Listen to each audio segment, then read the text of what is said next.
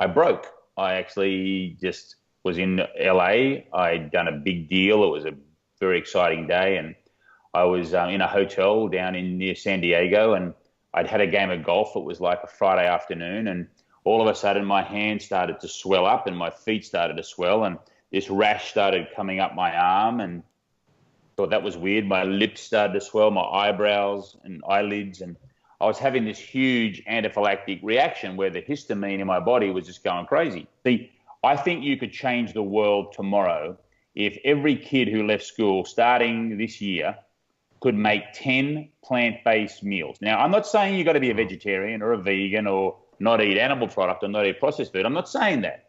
What I'm saying is give people, young kids, the confidence to be able to put together using not food, but ingredients, not a meal, put together ingredients to make a meal. I was very much open to what we would call bullying or mocking or, I think bullying is a global word that people understand in school.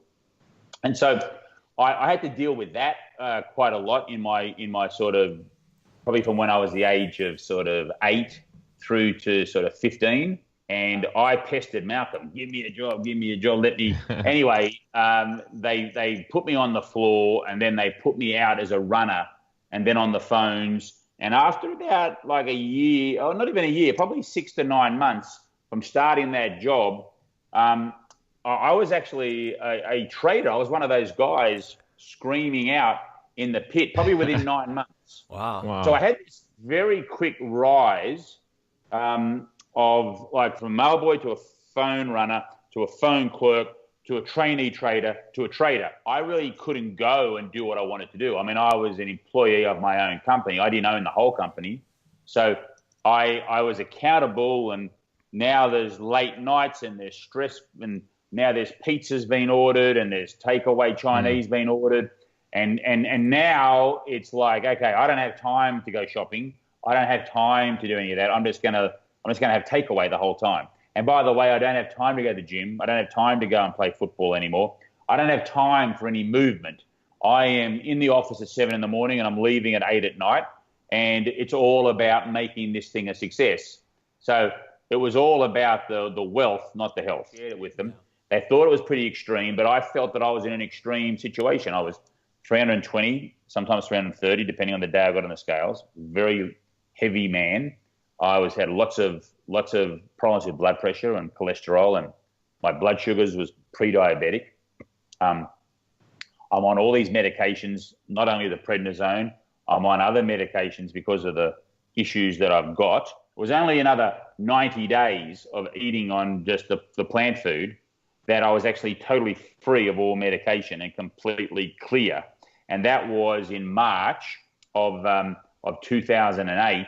And, we're coming up to March 2018 soon, and therefore it's going to be 10 years of medication free, probably for me in about 3 weeks' time. Being healthy is not about how good you look on Instagram or on your Facebook or, this sort of new standard.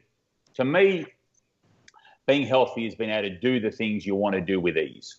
And the rest is history. I mean, within the first month, 2 months, it was one of the most popular documentaries on Netflix, and you couldn't buy a juicer in America, and, blenders and juicers were all sold out, and I think $300 or $400 million worth of product actually shipped in those 3 or 4 months across the country, which is quite incredible. I mean, I wish sometimes people could be on the other end of this, and all the day, every day, the messages that come through, the private messages, the emails, the just incredible. I've even got letters here that come through. People still write letters, and it's like it's 10 years later and it's still happening. It's kind of crazy.